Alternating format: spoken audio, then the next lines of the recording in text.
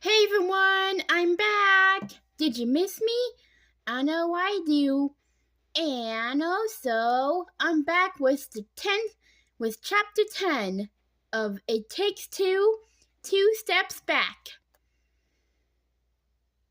And and Alex had to do another story, or her reporter dream will be crushed forever. And the good news is that Ava and Alex made up. The bad news is more TV bands showed up. But this isn't the end yet. Oh no.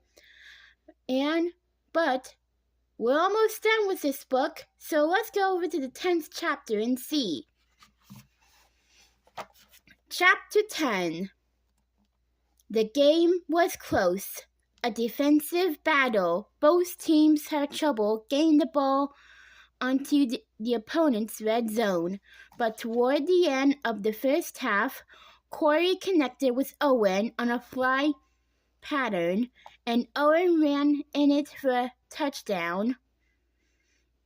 And when Bryce missed, the extra point, Ava, sitting so close to the edge of the bench that she kept almost falling off, tried not to show any emotion. When the kick went wide, she knew Bryce was feeling a lot of pressure, especially as his opening kickoff has gone out of bounds. And she also knew he didn't need an emotional reaction from her to add to his stress. With about a minute left in the first half, the Briar Ridge quarterback dropped back to pass, couldn't find anyone, scrambled, and ran it in for a touchdown. At halftime, the score was 7-6. Briar Ridge, even though she was focused on the game, Ava couldn't help but notice that the cheerleaders from both sides remained quietly sitting side by side, even after their teams scored. It was very strange to see. Ava gathered her helmet up and headed with her team toward the locker room, following to step beside Xander. "You hear what they're chanting?" he asked her. She looked at him, startled.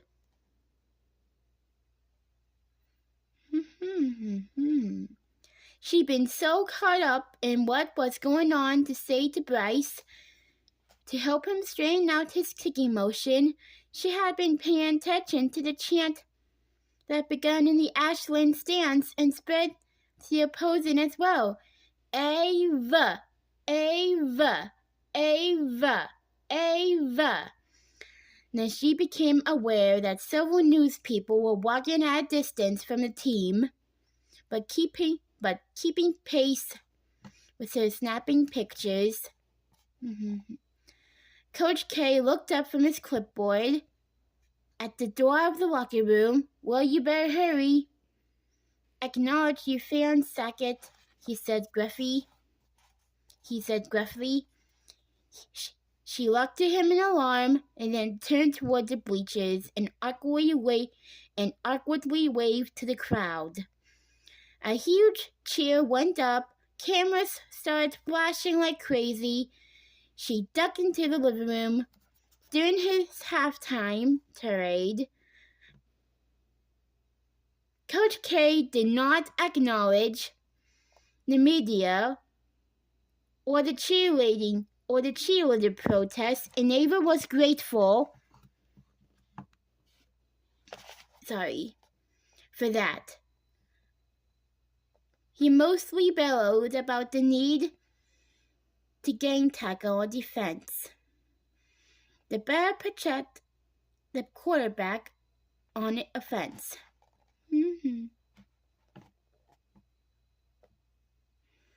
As the MSA kick returned, team trot onto the field at the start of the second half. Ava glanced again at all the cheerleaders. The news teams were still snapping pictures and attempting to get the girls to speak to the cameras. Alex was no longer in their midst, but Ava became absorbed in the game before she had time to wonder where her twin had gone.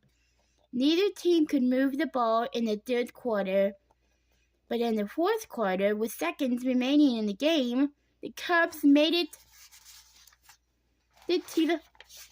to the 5-yard line. Corey pitched the ball to Greg Fowler, and the running back who sprinted wide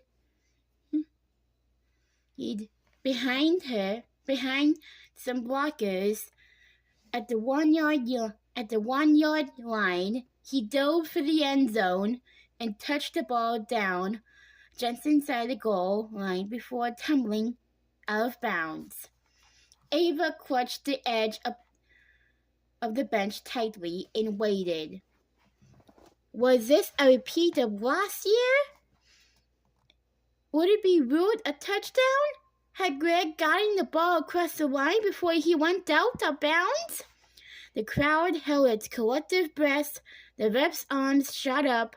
Touchdown! The Cubs were ahead 12-7. And the clock read 0 seconds left to play.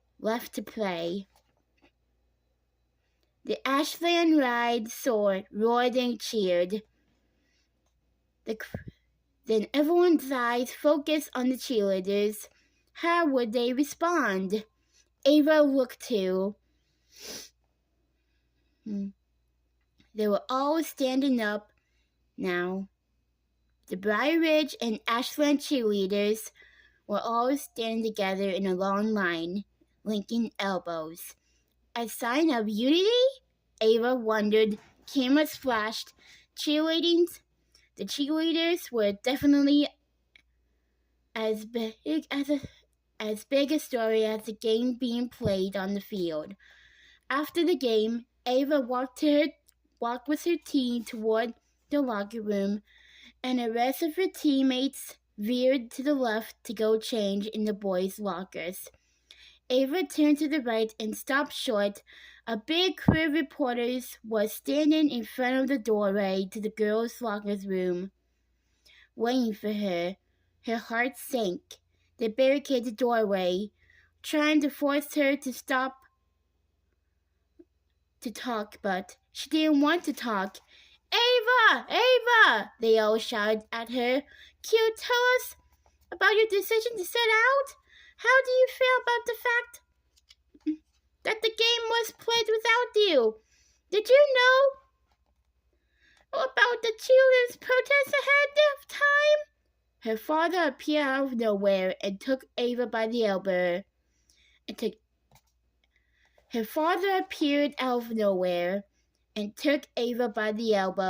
Let her into the locker room, please, Coach said, quietly but firmly.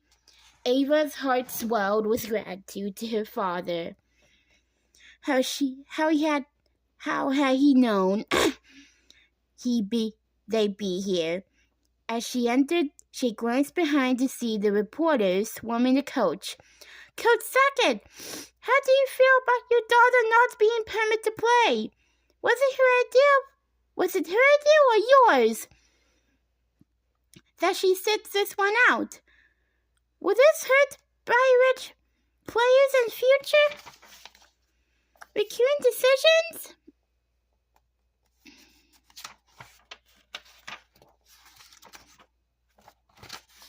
Decisions made by you and your staff? The voices fade away at the door as the door to Ava's locker room closed. Ava locked her bike to a conveniently located bike track, then headed around to the side of the building to the backstage door of the press as Tommy had instructed her inside. It was dark after the bright sun outside. Her eyes took a minute to adjust. When they did, she found herself standing in a dim entryway. The black painted wood floor was battered and scuffed. A velvet curtained doorway led the way up to a short flight of wooden steps to the performance area.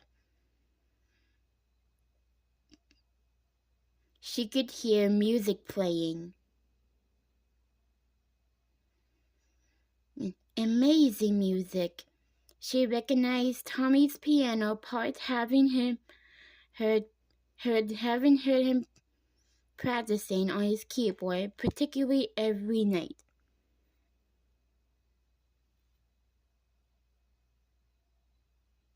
No wonder he kept hounding their parents for one. Alex rechecked her message from Marcy Maxon. Marcy had been lukewarm about Alex's new idea to piece about Tommy and his trio. But at least she hadn't said no. Alex clicked through to read the text for the 10th time. It's not as strong as the football story, but I'm willing to send my crew to film. If you can't frame it as Coach Sackett's son, the artist born to an athletic family, well then possibly.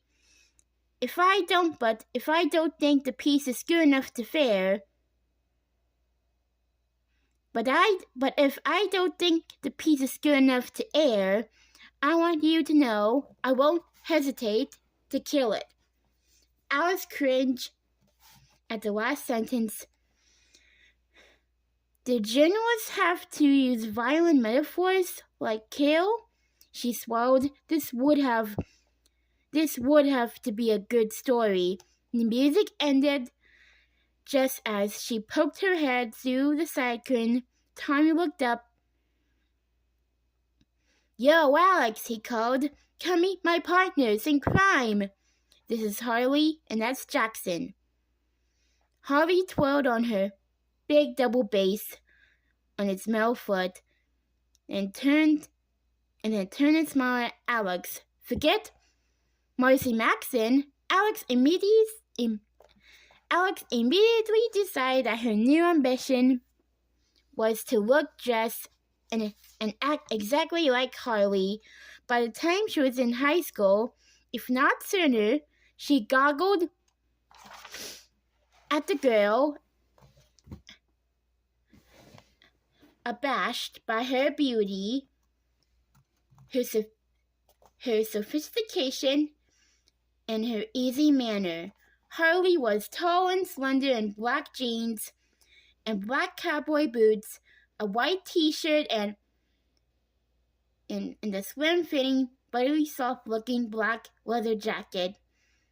Her long, glossy brown hair was pulled back into a casual ponytail, revealing a finely chiseled face with no discernible makeup. Besides ruby red lips, her dark eyes were as large as a fawn's brown dick, and even her dark eyes were as large as a fawn's. Her brows thick and even. Hi, said Alex, suddenly overcoming with shyness. Looks like your sister inherited all the good looks in the family, bro, said Jackson with a little chuckle. Alex tore her eyes away from Harley and said hello to Jackson. She realized she's seen both Jackson and Harley. She realized she'd seen both Jackson and Harley once before, when they'd come to play at her parents' anniversary dinner a few weeks before. But it had been dark and somewhat chaotic in the restaurant when dozens of people had shown up to wish him a happy anniversary, so she didn't pay much attention. Now she was able to get a good look at Jackson, sitting casually behind his drum set, and he too struck her at the height of sophistication.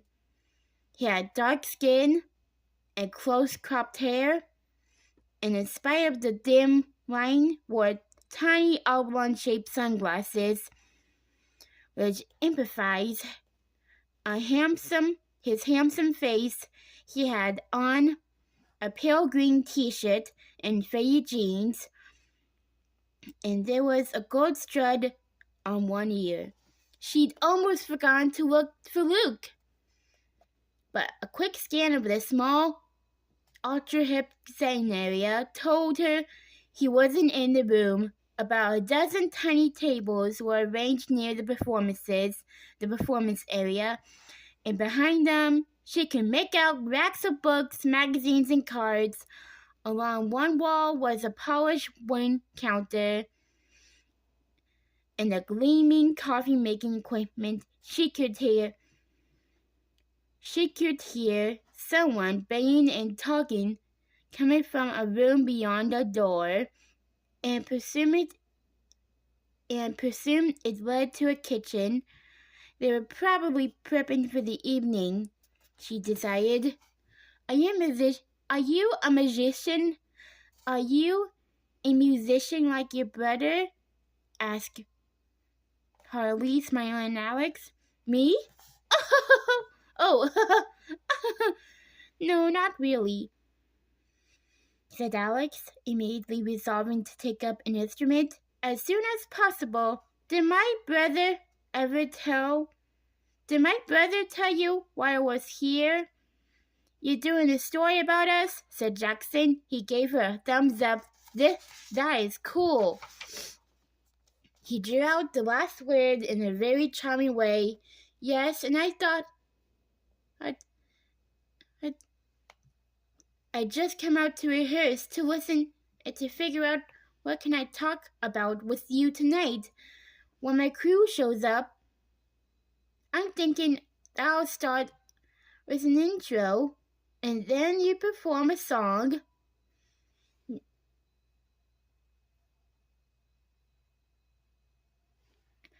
And then, after the show, maybe I can interview all three of you together.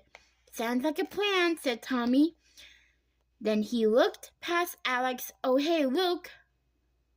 He elbowed Alex. Ow, call me our manager. Was Luke Tommy's manager? Find out more in the 11th chapter of this book.